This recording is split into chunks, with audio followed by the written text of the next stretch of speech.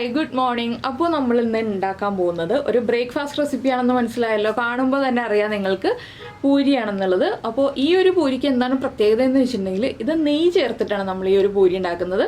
അപ്പോൾ നെയ്യൊക്കെ ചേർത്തിട്ട് നല്ല ടേസ്റ്റി ആയിട്ടുള്ള പൂരി എങ്ങനെയാണ് ഉണ്ടാക്കുന്നതെന്ന് നമ്മുടെ വീഡിയോയിലേക്ക് പോയിട്ട് നമുക്ക് കാണാം. നമുക്ക് നമ്മുടെ ഇൻഗ്രീഡിയൻസ് നോക്കാം. നമ്മളിപ്പോൾ 3 കപ്പ് ഗോതമ്പ് പൊടി എടുത്തിട്ടുണ്ട്. അതിലേക്കായിട്ട് 1/2 കപ്പ് പുളിയില്ലാത്ത തൈര് എടുത്തിട്ടുണ്ട്. പുളിയുള്ള തൈരാണെങ്കിൽ 1/4 കപ്പ് മതി. പിന്നെ എടുത്തിരിക്കുന്നത് നെയ്യാണ്. 3 ടേബിൾ സ്പൂൺ നെയ്യ് വേണം. 1 കപ്പ് തൈരിന് 1 ടേബിൾ സ്പൂൺ നെയ്യ്, അതാണ് നമ്മുടെ കണക്ക്. പിന്നെ വേണ്ടത് പഞ്ചസാരയും ഉപ്പും വെള്ളവും. ഇത്ര ഇൻഗ്രീഡിയൻസ് മതി. അപ്പോൾ ആദ്യം നമുക്ക് ഈ ഗോതമ്പ് പൊടി ഒരു വലിയ പാത്രത്തിലേക്ക് മാറ്റാം. കുഴയ്ക്കാൻ എളുപ്പത്തിനായിട്ടാണ് നമ്മൾ വലിയ പാത്രത്തിലേക്ക് മാറ്റുന്നത്. അപ്പോൾ ഞാനൊരു വലിയ പാത്രത്തിലേക്ക് മാറ്റിയിട്ടുണ്ട്. ഇനി നമുക്കിതിലേക്ക് ആവശ്യത്തിന് ഉപ്പ് ചേർത്ത് കൊടുക്കാം. ഒരുപാട് ഉപ്പായി പോകരുത്. പൂരിയുടെ ഭാഗത്തിന് നമ്മൾ എപ്പോഴും ചേർക്കുന്ന പോലെ ഉപ്പ് ചേർക്കുക.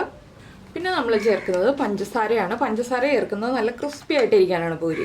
അപ്പോൾ പഞ്ചസാര ഒരു 1/2 ടേബിൾ സ്പൂൺ മതി കേട്ടോ. 1/2 ടേബിൾ സ്പൂൺ പഞ്ചസാര മതി, അല്ലെങ്കിൽ 1 ടീസ്പൂൺ ചേർക്കാം. ഞാനിപ്പോൾ ടേബിൾ സ്പൂൺ എടുത്തതുകൊണ്ട് ടേബിൾ സ്പൂണിൻ്റെ കണക്ക് പറയുന്നേ ഉള്ളൂ. ഇനി നമുക്കിതിലേക്ക് വേണ്ടത് നമ്മുടെ നെയ്യ് മെൽറ്റായ നെയ്യാണെങ്കിൽ ഒരു 3 ടേബിൾ സ്പൂൺ തന്നെ നെയ്യ് ഒഴിച്ചു കൊടുക്കുക. മെൽറ്റായ നെയ്യ് അല്ലെങ്കിൽ നിങ്ങളൊന്ന് മെൽറ്റ് ചെയ്തെടുക്കുക, ഒന്ന് ചൂടാക്കി എടുക്കുക കേട്ടോ. അപ്പോൾ കറക്റ്റ് നമുക്ക് നെയ്യുടെ അളവ് കിട്ടും. ഇല്ലെങ്കിൽ നെയ്യുടെ കട്ടി അനുസരിച്ച് അളവിൽ വ്യത്യാസം വരും. അതുകൊണ്ടാണ് നെയ്യ് കൂടിപ്പോയി എന്ന് വെച്ചിട്ട് കുഴപ്പമൊന്നുമില്ല, പക്ഷെ കുറഞ്ഞു പോകരുതല്ലോ, അതുകൊണ്ട് ഞാൻ പറഞ്ഞു എന്നേ ഉള്ളൂ. അപ്പോൾ നെയ്യും കൂടി ചേർത്ത് കഴിഞ്ഞു. ഇനി നമുക്കിത് നന്നായിട്ടൊന്ന് മിക്സ് ചെയ്തെടുക്കാം. നമ്മുടെ പുട്ടുപൊടിയൊക്കെ നമ്മൾ നനച്ചെടുക്കില്ലേ, അതുപോലെ ഒന്ന് മിക്സ് ചെയ്യുക. കൈ കൊണ്ട് തന്നെ ചെയ്യണം. സ്പൂൺ കൊണ്ടൊന്നും ചെയ്തിട്ടുണ്ടെങ്കിൽ പൂരി പെർഫെക്റ്റ് ആവില്ല. അപ്പോൾ എപ്പോഴും നമ്മൾ പൂരി ചപ്പാത്തിയൊക്കെ കുഴയ്ക്കുമ്പോൾ നന്നായിട്ട് കൈ കൊണ്ട് ഇതുപോലെ കുഴച്ചെടുക്കുക. അപ്പോൾ ഇതിൻ്റെ കൂടെയുള്ള കറികളുടെ വീഡിയോകളൊക്കെ ഞാൻ ചെയ്തിട്ടുണ്ട് നേരത്തെ. വെജും നോൺ വെജും ഒക്കെ ആയിട്ട് പൂരിയുടെ കൂടെ കഴിക്കാൻ പറ്റുന്ന എല്ലാ കറികളും ചെയ്തിട്ടുണ്ട്. പൂരി ബജിയാണ് ഏറ്റവും നല്ല കോമ്പിനേഷൻ. അപ്പോൾ പൊട്ടറ്റോ കറി ആണെങ്കിൽ പൊട്ടറ്റോ കറി നമ്മൾ കുറേ നാൾ മുന്നേ ചെയ്തിട്ടുണ്ട് കേട്ടോ. നമ്മുടെ ഹോട്ടലിൽ കിട്ടുന്ന അതേ സെയിം പൊട്ടറ്റോ കറി ചെയ്തിട്ടുണ്ട്. അപ്പോൾ ഇത് കണ്ടോ, ഇതുപോലെ നമ്മൾ പുട്ടുപൊടിക്ക് നനയ്ക്കുന്ന പോലെ ഇങ്ങനെ നനച്ച് മിക്സ് ചെയ്തെടുക്കുക. അപ്പോൾ പ്രത്യേകം ശ്രദ്ധിക്കുക തൈരിൻ്റെ പുളി എന്നുള്ളതാണ്. എന്താണെന്ന് വെച്ചിട്ടുണ്ടെങ്കിൽ തൈരിൻ്റെ പുളിക്ക് അനുസരിച്ച് നമ്മുടെ പൂരിയുടെ ടേസ്റ്റിന് വ്യത്യാസം വരും. പുളിയില്ലാത്ത തൈരാണെങ്കിൽ നല്ല ടേസ്റ്റ് ആയിരിക്കും, പുളിയുള്ള തൈരാണെങ്കിൽ ടേസ്റ്റ് കുറവായിരിക്കും. അപ്പോൾ നിങ്ങളെപ്പോഴും പുളിയില്ലാത്ത തൈര് തന്നെ വാങ്ങിക്കാൻ ശ്രദ്ധിക്കുക. അല്ലെങ്കിൽ വീട്ടിൽ പുളിയില്ലാത്ത തൈര് ഉണ്ടെങ്കിൽ അത് തന്നെ ഉപയോഗിക്കുക കേട്ടോ. അപ്പോൾ നമ്മൾ നന്നായിട്ട് മിക്സ് ചെയ്തെടുത്തിട്ടുണ്ട്. ഇനി നമുക്കിതിലേക്ക് തൈര് ചേർക്കാം. 1/2 കപ്പാണ് തൈര് എടുത്തിട്ടുള്ളത്. മെഷറിംഗ് കപ്പ് 240 ml കപ്പാണ് ഞാൻ യൂസ് ചെയ്യുന്നത്. ഇനി തൈരും ചേർത്തിട്ട് വീണ്ടും നമ്മൾ നന്നായിട്ട് മിക്സ് ചെയ്യുക. ഇവിടെ മിക്സിങ്ങിലാണ് കാര്യം ഇരിക്കുന്നത്. മിക്സ് ചെയ്യുമ്പോഴാണ് പെർഫെക്റ്റായിട്ട് പൂരിയിൽ ആ ബബിൾസൊക്കെ വരുന്നത്. ചിലർക്ക് ബബിൾസ് വരുന്ന പൂരി ചിലപ്പോൾ ഇഷ്ടമല്ലായിരിക്കാം.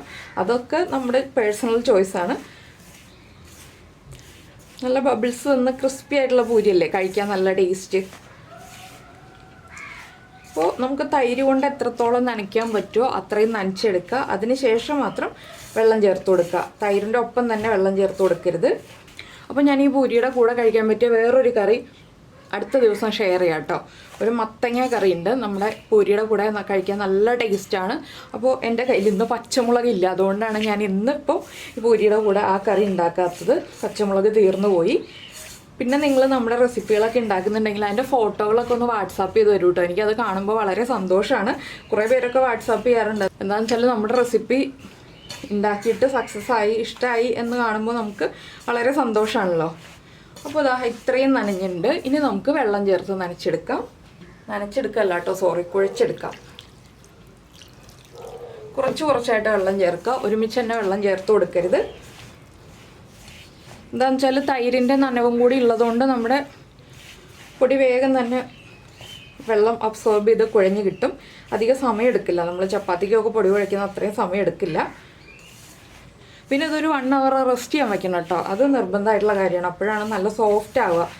ഇത് സെയിം റെസിപ്പി തന്നെ മൈദപ്പൊടിയിലും ചെയ്യാം. ഞാൻ കുറച്ച് ഹെൽത്തി ആയിട്ട് ചെയ്യാൻ വേണ്ടിയിട്ടാണ് മൈദപ്പൊടിയിൽ ചെയ്യാതെ ഗോതമ്പ് പൊടിയിൽ ചെയ്ത് കാണിക്കുന്നത്. മൈദപ്പൊടിയിലാണെങ്കിൽ കൂടുതൽ നന്നായിരിക്കും, കാണാൻ നല്ല ഭംഗിയുണ്ടാവും. പക്ഷേ നമുക്ക് കഴിക്കാൻ ഏറ്റവും നല്ലത് ഗോതമ്പ് പൊടിയിൽ ചെയ്യുന്നതാണല്ലോ. കുറച്ചായിട്ട് വെള്ളം ഇതുപോലെ ഒഴിച്ചു കൊടുത്ത് നന്നായിട്ടൊന്ന് കുഴച്ചെടുക്കുക. ഇപ്പോൾ നമ്മൾ നമ്മുടെ പൂരിയുടെ മാവ് ഇതാ കുഴച്ചെടുത്തിട്ടുണ്ട്. നല്ല സോഫ്റ്റായിട്ട് കുഴച്ചെടുത്തിട്ടുണ്ട്. ഇതുപോലെ സോഫ്റ്റായിട്ടാണ് കുഴച്ചെടുത്തിട്ടുള്ളത്. ഞാൻ 3/4 കപ്പ് വെള്ളം ചേർത്തിട്ടാണ് കേട്ടോ കുഴച്ചെടുത്തിട്ടുള്ളത്. 1/2 കപ്പ് തൈര് കൂടാതെയാണ് 3/4 കപ്പ് വെള്ളം ചേർത്തിട്ടുള്ളത്. ഇനി നമുക്കിതിൻ്റെ മുകളിലേക്ക് കുറച്ച് എണ്ണയോ നെയ്യോ, നമ്മൾ എന്തിലാണോ ഫ്രൈ ചെയ്യുന്നത് ഒന്നുകിൽ ആ എണ്ണ തടവി കൊടുക്കാം, ഇല്ലെങ്കിൽ കുറച്ച് നെയ്യ് തന്നെ ഒന്ന് മുകൾ ഭാഗത്ത് തടവി കൊടുക്കാം. എന്താണെന്ന് വെച്ചാൽ ഇത് ഡ്രൈ ആയി പോകാതിരിക്കാനാണ്. അതിനുശേഷം അടച്ചു വെച്ചിട്ട് 1 മണിക്കൂർ റെസ്റ്റ് ചെയ്യാൻ വയ്ക്കുക. അപ്പോൾ ഞാനിപ്പോൾ കുറച്ച് നെയ്യ് തന്നെയാണ് തടവി കൊടുക്കുന്നത്. വളരെ ചെറിയ അളവിൽ മതി കേട്ടോ, ഒരുപാടൊന്നും വേണ്ട. ഇതുപോലെ ഒന്ന് തടവി കൊടുത്തിട്ട് അടച്ചു വയ്ക്കുക. നമ്മളൊരു ലിഡ് ഉപയോഗിച്ച് സാധാരണ അടച്ചു വയ്ക്കുന്നത് പോലെ അടച്ചു വയ്ക്കുക. അതിനുശേഷം 1 മണിക്കൂർ കഴിഞ്ഞിട്ട് നമുക്ക് പൂരി ഉണ്ടാക്കാം. അപ്പോൾ നമ്മൾ നമ്മുടെ പൊടി കുഴച്ച് വെച്ചിട്ട് 1 മണിക്കൂറായി. ഇനിയിപ്പോൾ നമുക്ക് എണ്ണ തടവിയിട്ടോ അല്ലെങ്കിൽ പൊടി ഇട്ടിട്ടോ പരത്തിയെടുക്കാം. ആദ്യം ഞാൻ ചെറിയ ബോൾസായിട്ട് ഇതുപോലെ ഉരുട്ടി വയ്ക്കാൻ പോവാണ്. എന്താണെന്ന് വെച്ചാൽ നമ്മൾ ചെറിയ ബോൾസായിട്ട് ഇതുപോലെ ഉരുട്ടി വയ്ക്കുകയാണെങ്കിൽ നമുക്ക് പരത്തിയെടുക്കാൻ നല്ല എളുപ്പമായിരിക്കും. അതുകൊണ്ടാണ് നമ്മൾ ഇതുപോലെ ചെറിയ ബോൾസായിട്ട് ഉരുട്ടി വയ്ക്കുന്നത്. നമുക്ക് ചെറിയൊരു തിക്നെസ്സിലാണ് ഈ ഒരു പൂരി പരത്തിയെടുക്കേണ്ടത്. നല്ല വലിപ്പത്തിൽ ചപ്പാത്തി പരത്തുന്ന പോലെ പരത്തണ്ട, ചെറിയൊരു തിക്നെസ്സിൽ പരത്തിയെടുക്കുക. അപ്പോൾ ആദ്യം ഇതെല്ലാം ഉരുട്ടിയെടുക്കട്ടെ. ഇപ്പോൾ നമ്മുടെ ബോൾസൊക്കെ നമ്മൾ ഉരുട്ടിയെടുത്തിട്ടുണ്ട്. ഇനി കുറച്ച് മൈദപ്പൊടി ഇട്ടിട്ടാണ് ഞാൻ പരത്തിയെടുക്കുന്നത്. ഗോതമ്പ് പൊടിയിലോ മൈദപ്പൊടിയിലോ പരത്താം. ഞാൻ എപ്പോഴും പരത്തുന്നത് മൈദപ്പൊടി ഉപയോഗിച്ചിട്ടാണ്, അതുകൊണ്ടാണ് മൈദപ്പൊടിയിൽ തന്നെ പരത്തുന്നത്.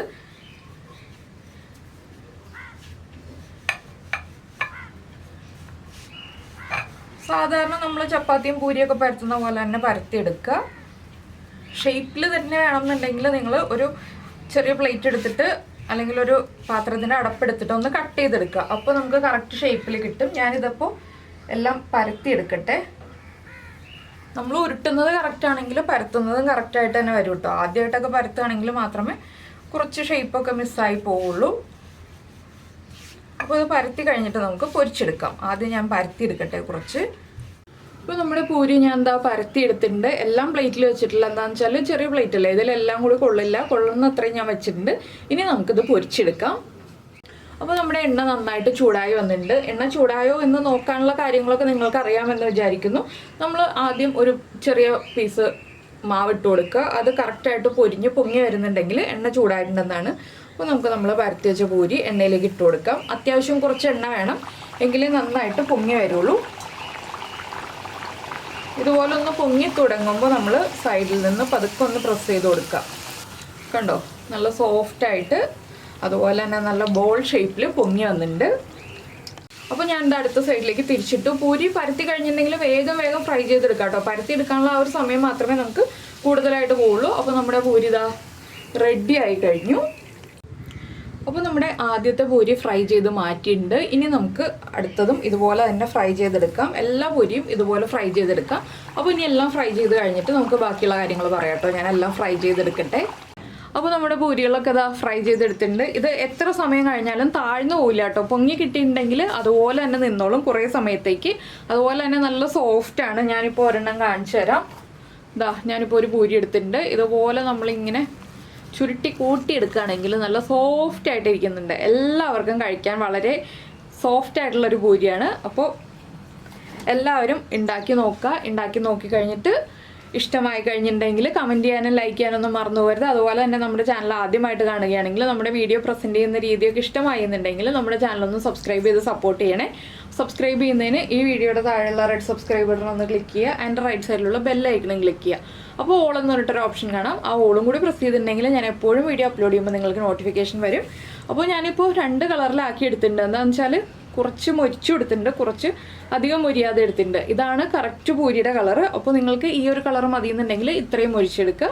അപ്പോൾ എന്തായാലും നമുക്ക് നമ്മുടെ അടുത്തൊരു വീഡിയോയുമായിട്ട് അടുത്ത ദിവസം വീണ്ടും കാണാം.